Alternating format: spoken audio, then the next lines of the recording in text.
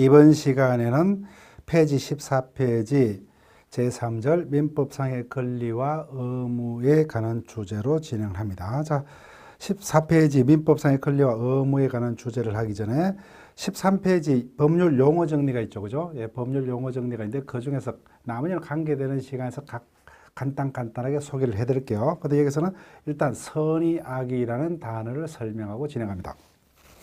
자, 일단은 우리가 법을 배움에 있어가지고 가장 첫 번째 부딪히는 문제점이 일상적인 용어하고 그 의미가 달라집니다. 자, 일반적으로 우리가 선이라면 착할 선자, 착한 생각, 악이는 나쁜 생각, 이렇게 읽을 수가 있습니다. 그죠? 근데 법에서는 전혀 다른 의미로 읽힙니다. 자, 선이란 것은 일정한 사실을 모른다를 선이다 합니다. 선이. 그럼 악이는 반대 개념일까 뭐요? 일정한 사실을 알고 있다. 일정한 사실을 안다를 악이라 합니다.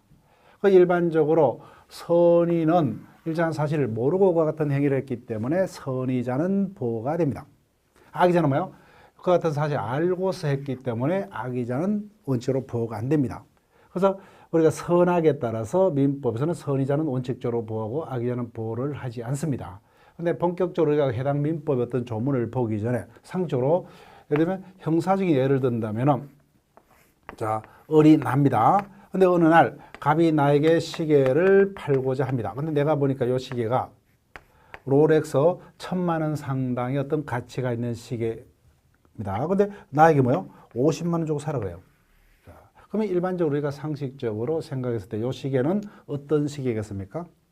훔쳤던지 그런 시계다. 그죠? 예, 작물일 거예요. 그런데 나는 도명이다. 그죠?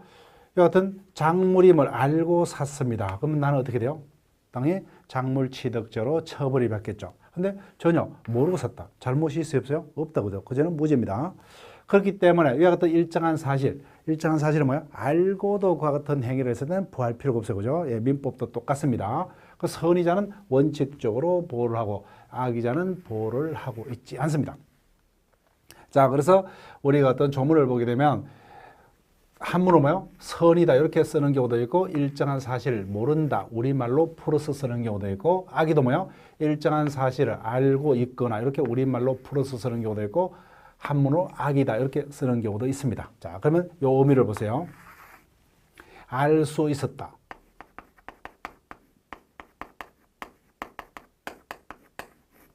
자, 그럼 이건 어떤 의미입니까? 일단 알 수 있었거나는 것은 선의, 악의 중 어느 겁니까?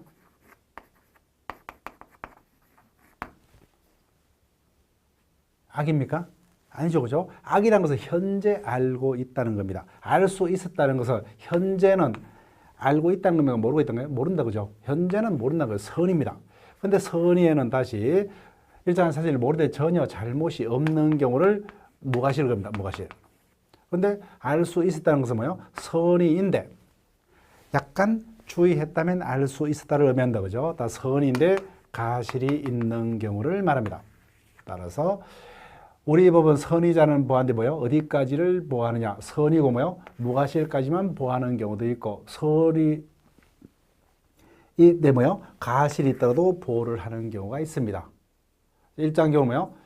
선의지만 뭐요? 무과실까지 요구하는 경우는 선이더라도 뭐요? 가실이 있으면 보호가 안 되는 경우. 그때마다 달라집니다. 그래서 여러분들이 그냥 암기사항으로 애올려 하지 말고 여러분들이 쭉 반복하다 보면 이게 익숙해집니다. 그래서 선의, 악이라는 요 단어의 개념, 이것을 여러분들이 기억을 할게요.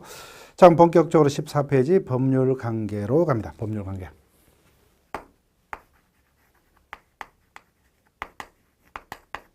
자, 일단은 요 단어만 보더라도 관계라는 단어는 일단 나만이 존재했을 때는 관계라는 이와 같은 단어를 우리가 일반적으로 사용하지 않죠. 즉 나와 친구와의 관계, 부부 사이의 관계, 그죠? 부모와 자식 간의 관계, 채권자와 채무자의 관계. 이와 같이 관계라는 단어는 서로 대비되는 어떤 지위를 전제로 하죠. 그죠? 전제로 합니다. 그래서 법률 관계는 뭐냐는 겁니다. 법률 관계. 자, 일반적으로 우리는 사회에서 생활합니다. 사회에서 생활하다 보면 필연적으로 당연히 분쟁은 생깁니다. 근데 이 같은 분쟁은 평화롭게 해결이 되지 않고는 우리의 평화로운 사회 삶은 기대할 수가 없습니다. 그래서 이와 같은 분쟁을 해결하는 기준이 크게 두 가지가 있다, 그죠? 법이 있고 기타 규범이 있습니다. 그래서 이와 같이 분쟁 해결의 기준이 되는 것을 우리가 규범이라 합니다. 규범. 그래서 규범이라는 단어는 우리가 배울 필요 없어요. 외울 필요가 없는데 다른 말로 쉽게 말하면 기준이다 이렇게 보시면 돼요. 우리 사회생활에서 지켜야 될 기준. 그 중에 하나가 법이고 기타 뭐 종교라든지 도덕, 간섭 등의 규범이 있습니다. 자, 그 중에서 우리 사회생활이 어떤 분쟁이 있다면 법에서 분쟁이 해결되는, 다른 말로 뭐요? 법에서 규율되는 어떤 사회생활 관계를 법률관계라 합니다. 법률관계. 나머지 도덕 등에서 규율되는 사회생활 관계를 학자들이 인간관계다 이렇게 제목을 붙입니다. 양자의 근본적인 차이점은 법은 지켜야 되죠, 그죠? 그래서 법에서 발생한 어떤 약속을 지키지 아니하면은 법의 힘을 빌려서 강제 이행을 시킨다든지 뭐요? 그에 따른 손해배상, 즉 강제적으로 해결이 가능합니다. 그런데 이 부분은 뭐요? 도덕을 지키지 않는다, 그죠? 즉 노인들을 공경하라, 그죠? 공경치 않더라도 국가에서 강제력을 행사해서 강제로 공경하게 못 만들죠, 그죠? 그래서 강제적인 해결이 가능하냐? 근본 차이점입니다. 근데 법률 관계는 관계 개념이니까 일반적으로 뭐요? 원칙적으로 한편은 법에서 보호되는 자의 모습으로 나타나고 한편은 반대되는 의무자의 모습으로 나타날 겁니다. 즉 법률 관계는 원칙적으로 권리자와 의무자의 관계로 나타납니다. 권리자와 의무자의 관계. 예를 들면 어떤 행인이 길을 걸어가다가 어떤 속도 위반이라든지 신호 위반 등의 어떤 잘못으로 차를 운행하는 자에 치여 다쳤습니다. 그러면 보행자인 피해자는 뭐요? 법에 따라서 손해배상을 받을 권리자의 모습으로, 운행자는 손해배상을 해야 할 의무자의 모습으로 나타난다죠. 즉 이와 같이 일반적으로 법률 관계는 한편은 권리자와 한편은 의무자의 모습으로 나타날 겁니다. 자, 거기까지 읽어볼게요. 14페이지 인간의 사회생활은 법에서 규율되는 생활관계와 법률의 도덕 등에서 규율되는 생활관계가 있다. 그 중에서 전자를 법률관계, 후자를 인간관계라 이렇게 칭합니다. 양자의 근본적인 차이점은 강제성의 유무의 그 차이점이 있어요. 그래서 참고 부분이 있는데 여러분들이 그냥 상식적으로 한번 읽어보시고. 그래서 15페이지 보면 2번 법률관계 내용. 자, 법률관계는 세부적으로는 뭐 사람 대 사람의 관계, 사람과 장소의 관계, 사람과 물건의 관계 등 이렇게 나눌 수가 있지만 궁극적으로는 법은 누구를 규율하기 위해서 마련된 거예요? 사람의 행위를 규율하기 위해서 마련된 거죠. 그래서 궁극적으로는 사람 대 사람의 관계로 나타나고 그때 사람은 뭐예요? 한편은 권리자와 한편은 의무자의 관계로 나타납니다. 그래서 마지막 줄 뭐예요? 원칙적으로 법률관계는 당사자의 권리와 의무의 관계로 나타납니다. 자, 이와 같이 법률관계는 뭐예요? 원칙적으로 권리와 의무의 관계로 나타나는데 이 권리가 뭐냐는 겁니다. 권리. 일단 권리의 의의는 외울 필요 없어요. 저만 계속 여러분들이 시험 치기 전에 한 100번은 떠들 겁니다. 자, 종전에는 권리의 자체를 가지고 어떤 대립이 있었는데 오늘날은 통일돼서요. 자, 권리라 하면은 일정한 이익을 누리도록 법에서 주어진 힘을 권리라 합니다. 근데 의무 뭐예요? 권리의 반대예요. 그래서 의무의 개념을 신설 필요 없죠. 다시 한번 권리란 일정한 이익을 누리도록 법에서 주어진 힘을 권리라 합니다. 자, 그러면 이와 같은 뭐예요? 권리와 의무의 관계는 당연히 관계 개념이니까 뭐예요? 원칙적으로 권리가 있으면 이에 대응하는 뭐예요? 의무가 뒤따라오는 게 원칙이에요. 그런데 예외적으로 뭐예요? 당연히 원칙이 있으면 예가 있다, 그죠? 예. 일정한 경우에는 권리는 있는데 의무는 없는 경우가 있습니다. 그거는 여러분들이 기억하셔야 돼요. 일정한 경우 권리는 있는데 의무는 없는 경우, 형성권이 여기에 해당합니다. 그래서 이런 형태의 문제. 다음 중 권리는 있으나 의무는 없는 것에 속하는 경우는, 그러면 다른 말로 형성권에 해당하는 것은 이런 이야기 됩니다. 형성권이라는 개념은 좀 이따 설명드립니다. 그래서 이런 개념은 여러분들이 기억해야 돼요. 나머지 또 하나에는 의무는 있는데 권리는 없는 경우도 있습니다. 이건 외울 필요 없어요. 법인 파트의 각종 등기 의무, 공고 의무가 여기에 들어갑니다. 자, 다시 한번요. 권리는 일정한 이익을 누리도록 법에서 주어진 힘을 권리라 합니다. 그죠? 권리. 그래서 관계 개념이니까 권리가 있으면 의무가 이에 대응하는 것, 즉 상응하는 게 원칙이에요. 근데 예, 권리는 있는데 의무는 없는 경우도 있더라고요. 예, 각종 형성권이 여기에 해당합니다.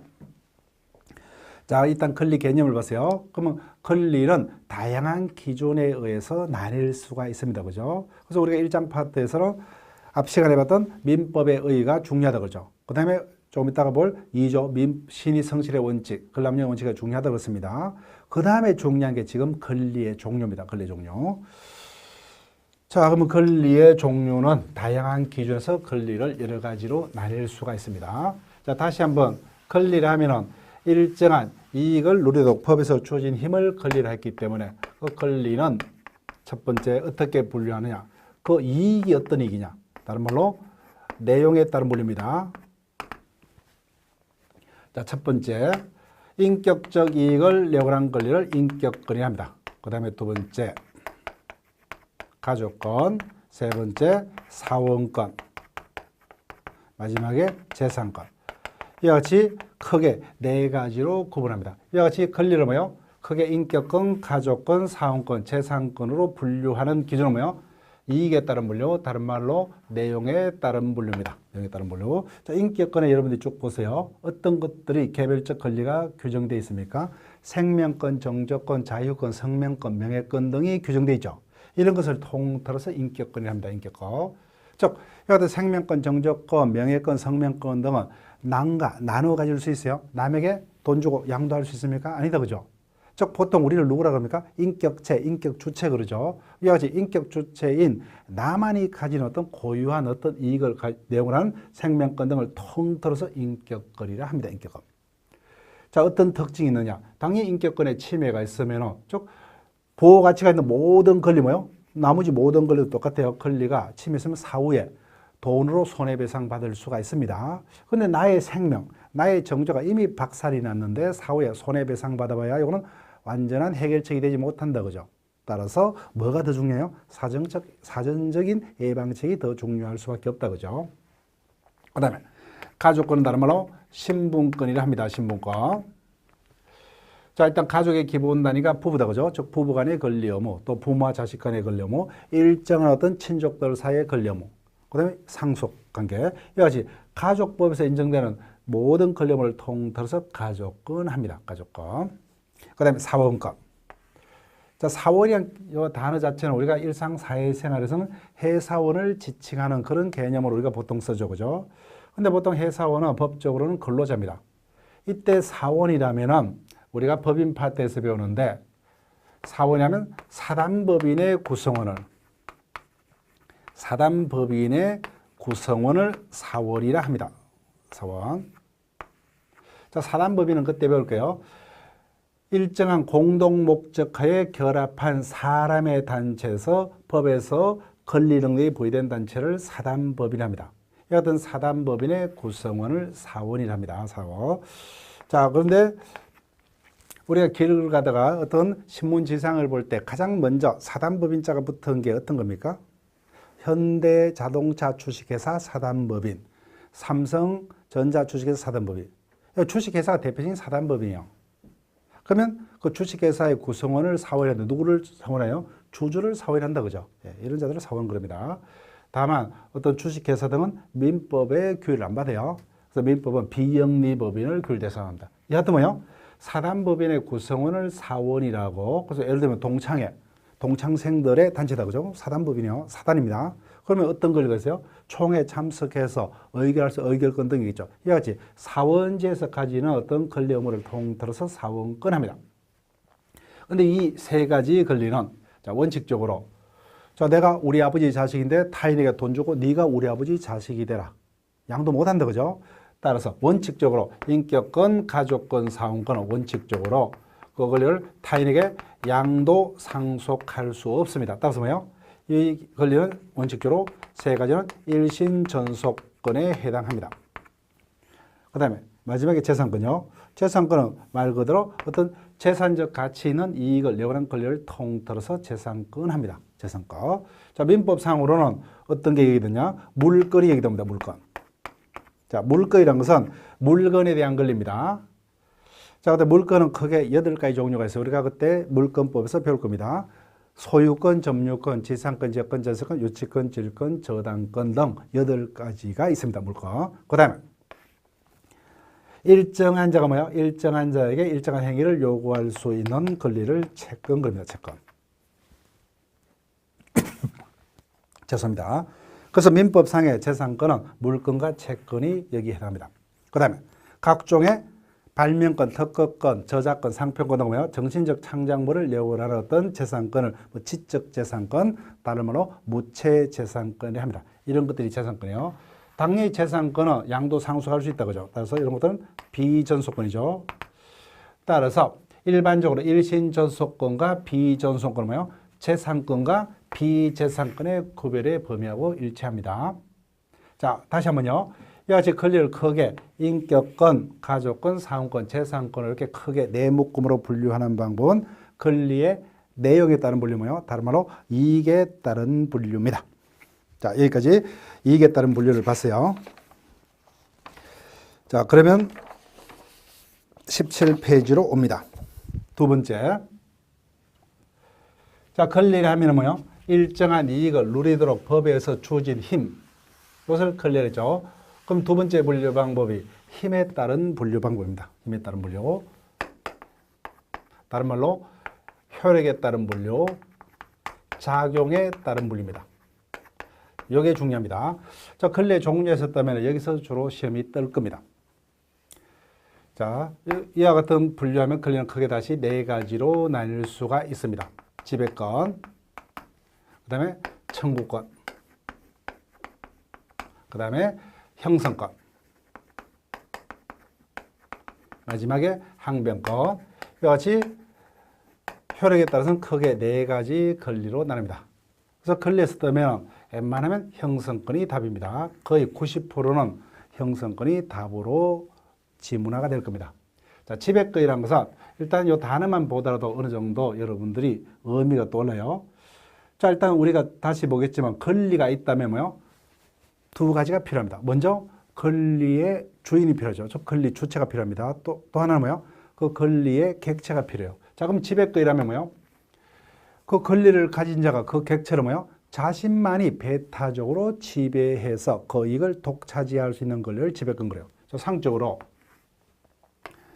요 집이, 자, 앞으로 이렇게 그리면 집입니다. 집, 건물이요. 요 집이 갑이 소유자입니다. 자, 그럼 어떻게 돼요? 갑은 누구의 간섭도 없이 요 집을 뭐요? 자기만이 배타적으로 지배해서 모든 이익을 독차지할 수 있죠. 예, 이게 지배권이에요, 지배권. 자, 그럼 지배권 어떤 특징이 있느냐? 당연히 타인이 갑의 허락도 없이 침범한 뭐요? 당연히 불법 행위를 구성한다 그죠? 그러면 집주인인 갑은 가만히 있어요? 내 집에서 나가라. 그 침해를 배제를 청구할 수 있죠. 그죠? 자기만이 배타적으로 지배할 수 있기 때문에. 따라서 지배권의 침해는 불법 행위를 구사하고 그 지배권자는 뭐예요? 침해자에 대해서 당연히 침해 배제를 청구할 수가 있습니다. 자, 여기서는 여러분들 예를 기억할게요. 예. 어떤 것들이 지배권에 해당하느냐? 자, 갑은 집에 대한 소유권을 가지고 있다 그죠? 소유권은 물권 중에 하나입니다. 따라서 일정한 물건에 대한 권리, 소유권, 점유권 등 물건은 지배권으로 되어 있습니다. 물건. 그 다음에 나머지 교재를 보세요. 인격권, 생명권, 정조권 등을 남이 지배하면 큰일 난다 그죠? 따라서 인격권은 당연히 지배권이 되세요. 그 다음에 무체재산권. 내가 열심히 노력해서 어떤 저작을 했습니다. 근데 한순간에 남이 인터넷에서 다 다운받아 버리면 의미가 없죠. 그래서 이 같은 정신적 창작물은 일정 기간 동안 뭐요? 그자가 배타적으로 지배할 수 있도록 하죠. 그죠? 따라서 무체재산권, 다른 말로 지적재산권은 지배권으로 되어 있습니다. 또 하나, 친권이죠. 그죠? 친권. 자, 저와 더불어 여러분들은 다, 그죠? 제 강의를 듣는 여러분들은 미성년자는 안 계시죠? 따라서 부모님은 계시되 친권자는 없습니다. 우리가 제한 능력자 파트, 즉 행위 능력에서 다시 설명드리겠지만 친권이라 하면은 미성년자를 보호, 교육하는 부모 등이 가지는 권리를 친권합니다. 따라서 이와 같은 미성년 친권자의 친권에 복종하도록 되어 있습니다. 따라서 친권은 지배권으로 되어 있습니다. 자, 이런 것들이 지배권에 해당합니다. 자, 그러면 일단 지배권의 개념을 봤습니다. 두 번째, 청구권. 갑이 을에게 1,000만 원을 빌려줬습니다. 그럼 이자는 그래서 약속한 돈을 되돌려 받을 수 있는 채권자다. 그죠? 그러면 갑은 누구에게만 변제를 청구할 수 있어요? 을에게만이다. 그죠? 이같이 청구권이 하면 뭐요? 특정한 권리자가 특정한 의무자에서 일정한 의무행을 청구할 수 있는 것을 청구권 그럽니다. 자, 차이점 보세요. 앞에서 지배권. 갑은 집에 대한 소유권자다. 그죠? 그러면 누구 특정한 자에게만 요거 내 집이라고 주장합니까? 아니죠. 그죠? 자기가 주인이니까 자기를 제한 모든 세상 사람들에게 내가 소유자다. 그죠? 소유권을 다 주장할 수 있다. 그죠? 그런데 청구권은 보니까 뭐요? 특정한 자에게만 주장할 수 있다. 그죠? 예. 차이점이죠. 그런데 금방 설명했듯이 채권자는 채무자에게만 채무형을 청구할 수 있죠. 그렇지만 청구권 리꼬로 채권은 아니더란 겁니다. 채권 아니에요. 자, 채권에는 뭐요? 당연히 채무자에게 돈을 빌려줬기 때문에 이행을 해라. 청구할 수 있는 청구권이 채권에 포함되어 있어요. 또 하나, 그럼에도 불구하고 뭐요? 채무자가 이행치 않으면 그를 상대로 재판을 청구할 수 있는 권리도 있고 뭐요? 기타 뭐 채권자 대리권, 채권자 취소권 여러 가지 권리가 채권에 포함되어 있습니다. 그래서 채권 자체가 청구하는 리꼬르가 아닙니다. 금방 봤듯이 뭐요? 지배권에서도 갑이 집주인인데 타인이 허락도 없이 집에 들어왔어요. 그럼 어떻게 됩니까? 갑은 내 집에서 나가라 할 수 있다. 그죠? 따라서 이 같은 물권인 지배권에서부터 청구권이 나옵니다. 그 다음에 가족권에서도 뭐요? 가족간에 서로 부양 의무가 있죠. 그래서 부양 의무자에서 부양을 청구할 수 있고 부부지간에 서로 정조 의무가 있다. 그죠? 일방이 이에 입이 되면 이혼을 청구할 수 있고 뭐요?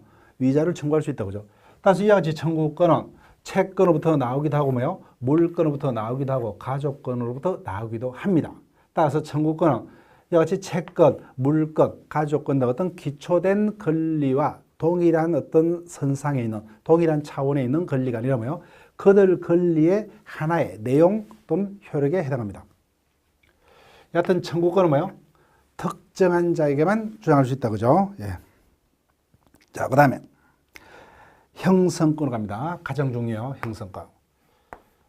자, 일반적으로 일정한 자에게 권리를 획득하고 의무를 부담하기 위해서는 어떻게 된 게 원칙이요? 우리 개개인은 다 법적으로 평등하죠. 그래서 내가 누구에게 권리를 가지고 누구의 의무를 부담하기 위해서는 뭐요? 상대방과 사이에 서로 뭐요? 합의가 있는 게 원칙이다. 그죠? 그런데 형성권이라는 것은 희한합니다. 우리가 상적으로 매매가 되려면 뭐요? 매도인과 매수인이 합의가 있어야 되죠. 그런데 일정한 경우는 권리자의 일방적인 어떤 의사만으로 상대방과 사이에 어떤 법률 관계, 권리 의무 관계를 변동시킬 수 있는 어떤 권리자가 가지는 권리를 형성권이라 합니다. 자, 누구의 의사만으로 뭐예요? 권리자의 일방적인 의사만으로. 상대방은 오케이 할 필요 없어요. 그럼 누구에게 불리합니까? 상대방에게 불리하죠. 그래서 형성권은 예제권입니다. 그렇기 때문에 중요합니다. 자, 그러면 이 같은 형성권은 다시 크게 두 가지로 나뉠 수가 있습니다. 두 가지로 나뉘어요. 자, 형성권을 어떤 기준에 나누냐?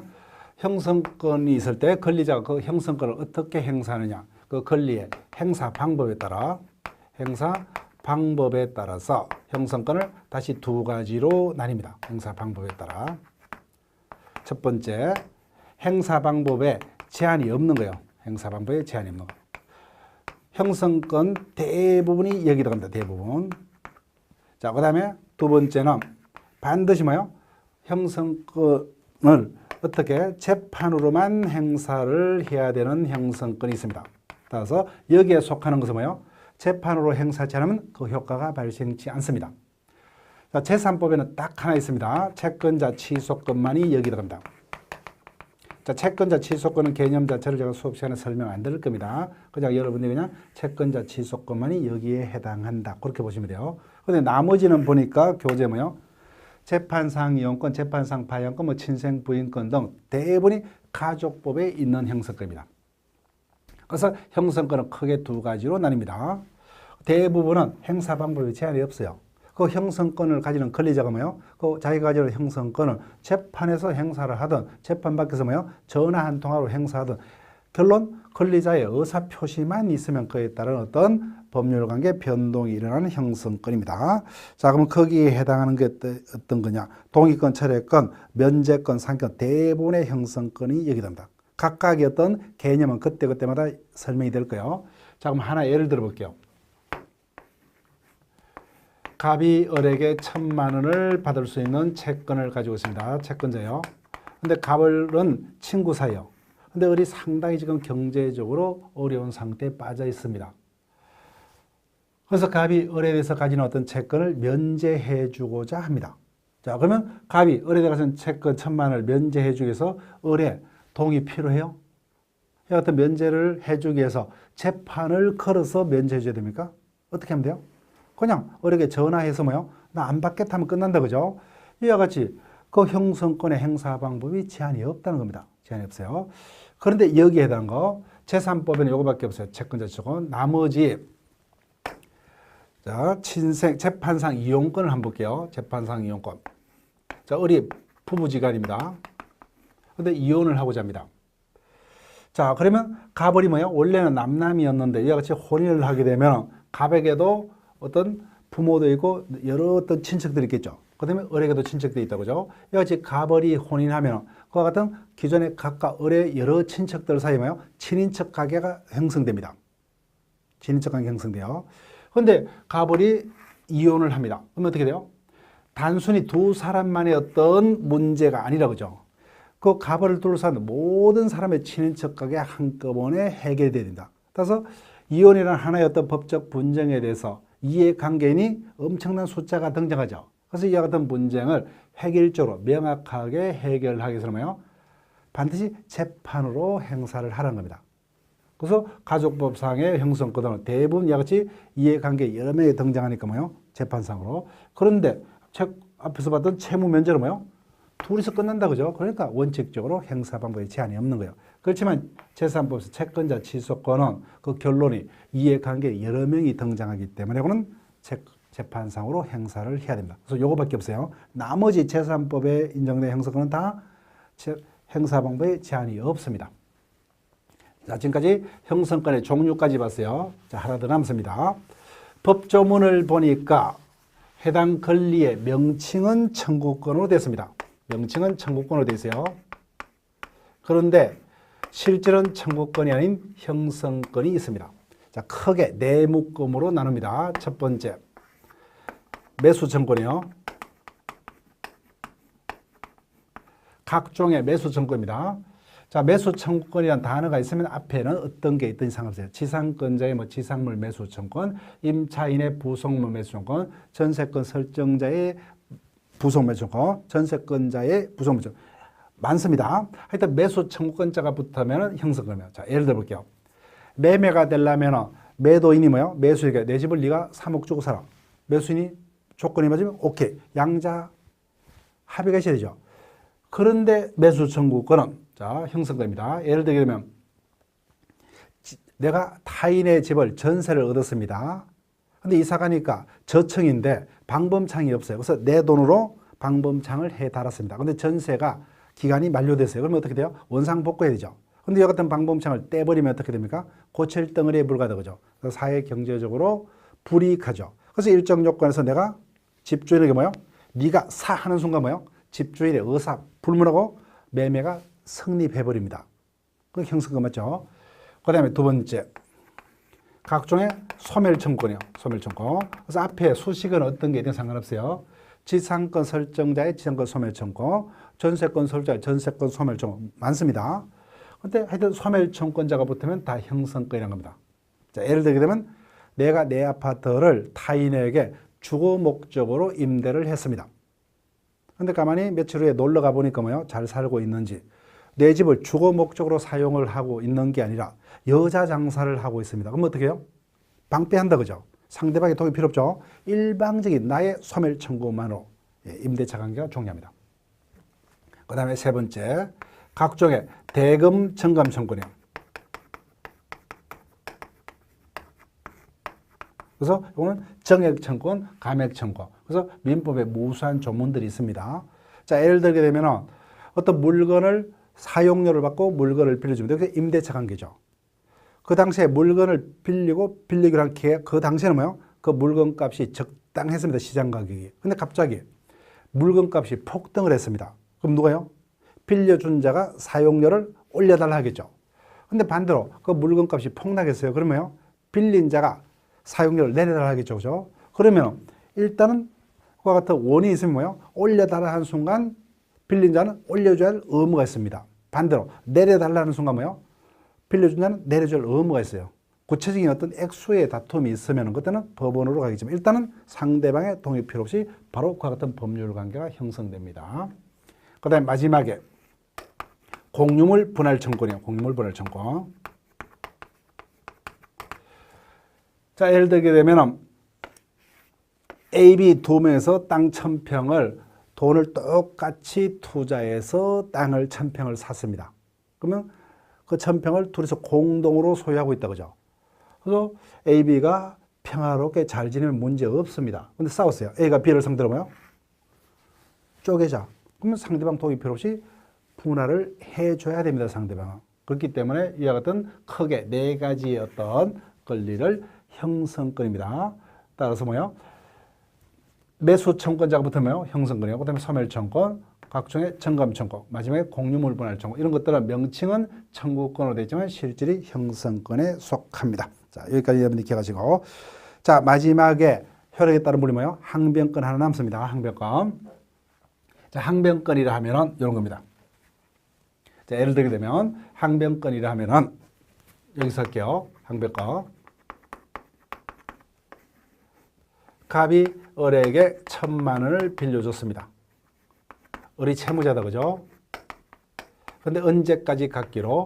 연말까지 사용하고 갚기로 하고 빌려줬어요. 근데 갑자기 갑이 뭐요? 7월 중순경에 갑자기 돌려달라 그럽니다. 그럼 내가 을이라면 어떻게 해야겠어요? 그래서 내가 너에게 1000만 원 갚을 채무는 있다. 그렇지만 뭐요? 요 날짜에 갚기로 약속했기 때문에 그 날짜까지는 뭐요? 내가 변제 못하겠다, 그죠?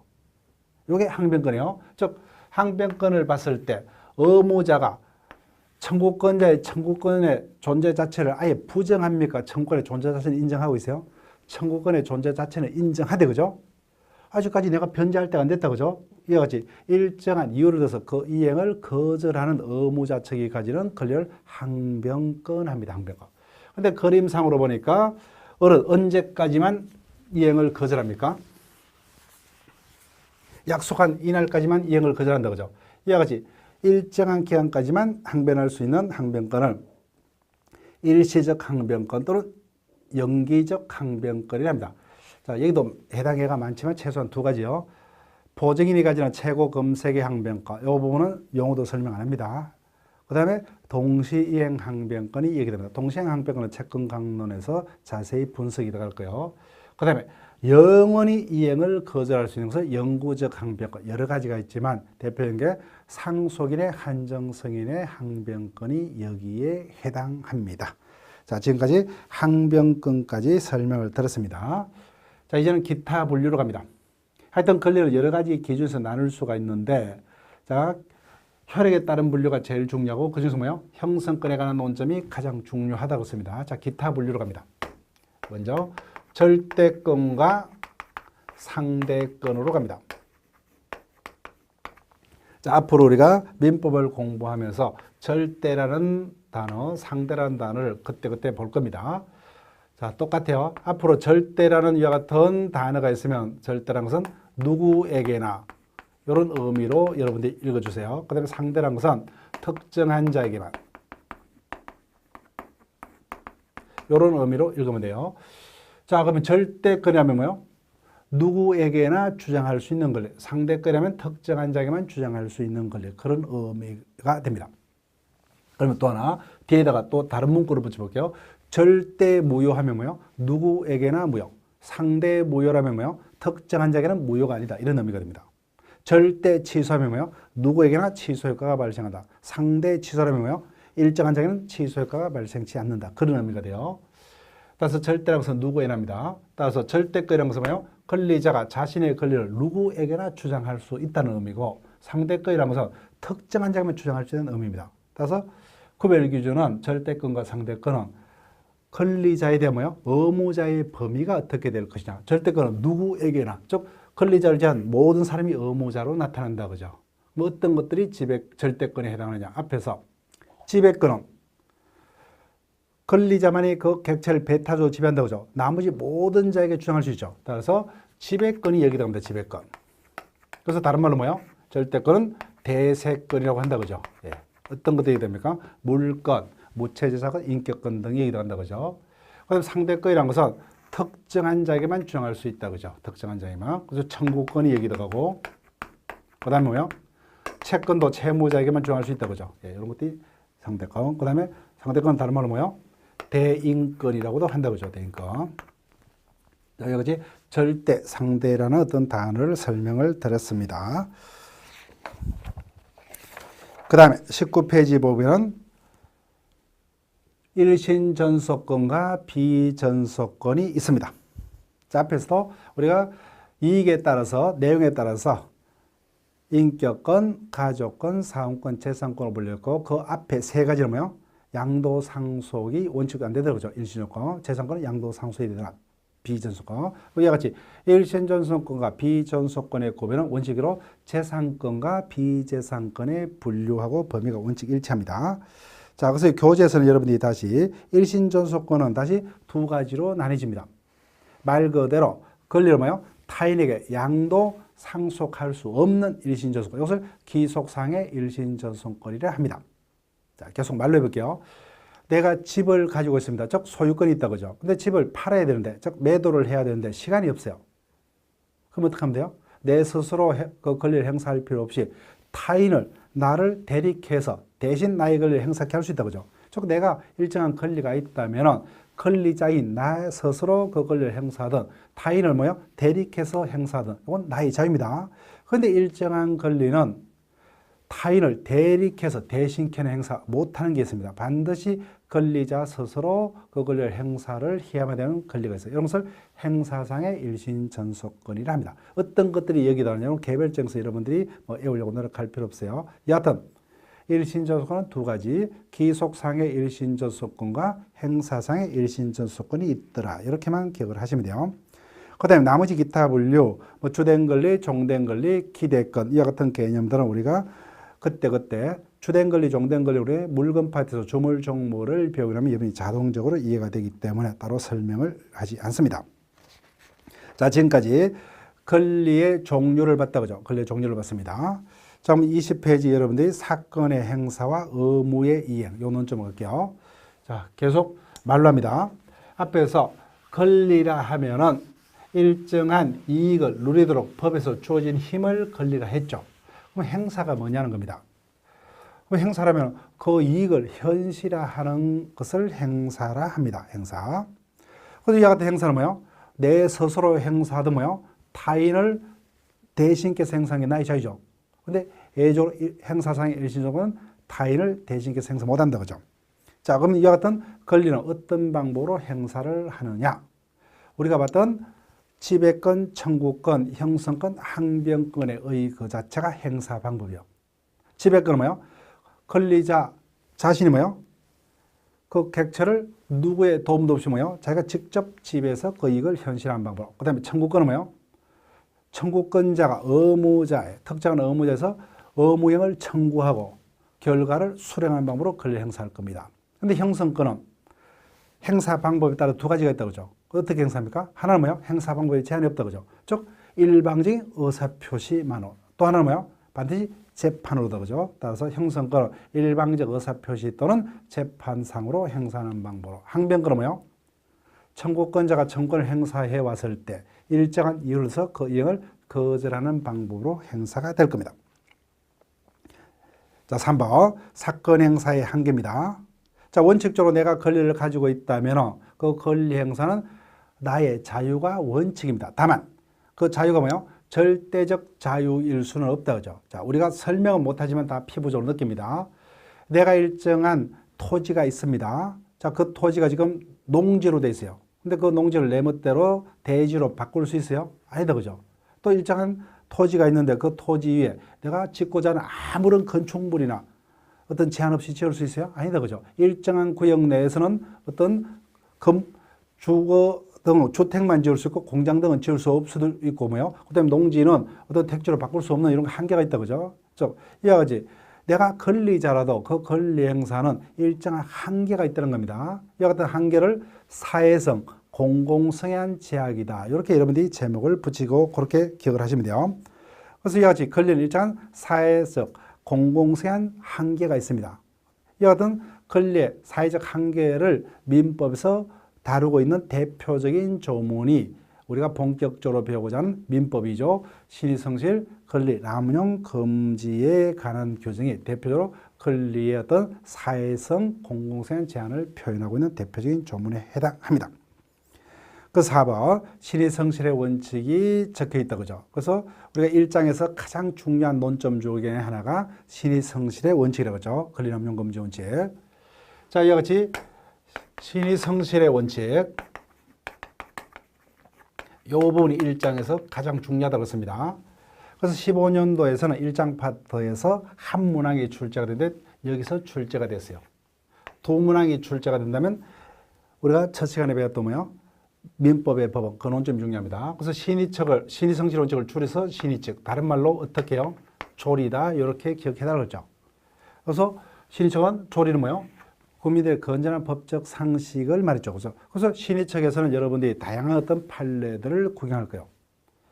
자, 하여튼 결론적으로 말씀드리면 우리 민법 총칙에서 어떤 개별 사건에 관한 판례를 가지고 지문을 구성할 수 있는 어떤 파트가 크게 두 파트가 있습니다.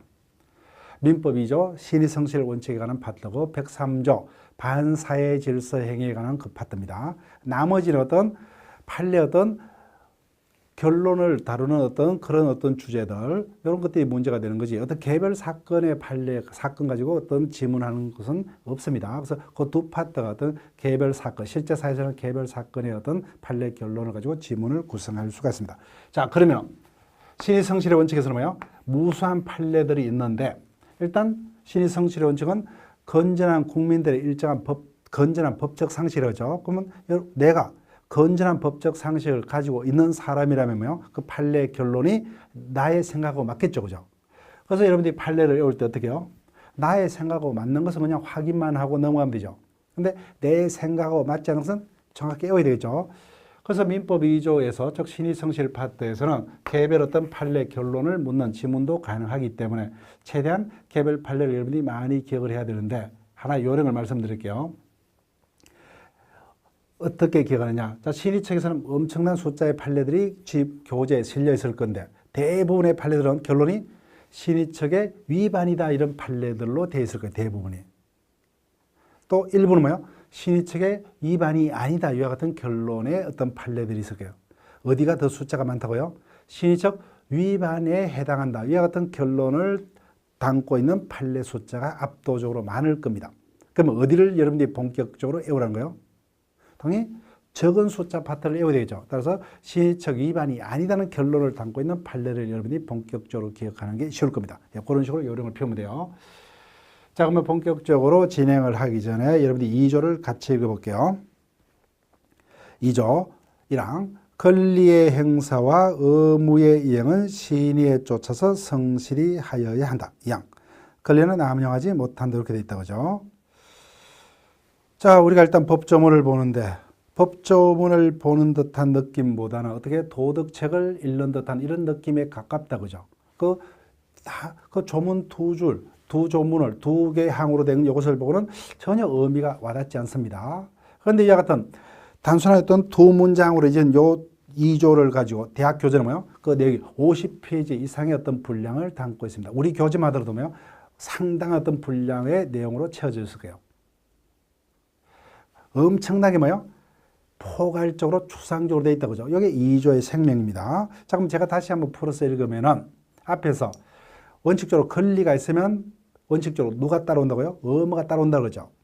근데 권리 행사는 일정한 한계가 있다 그렇습니다. 자, 그럼 다시 제가 풀어서 읽으면은 아무리 내가 권리자라도 뭐요? 그 권리 행사는 나만의 이익이 아니라 뭐요?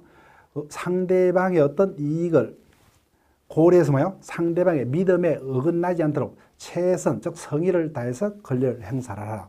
반대로 내가 의무자라면은 권리자가 나에게 기대하는 뭐요? 수준에 맞춰서 최선, 즉 성실하게 의무를 이행을 하라는 겁니다.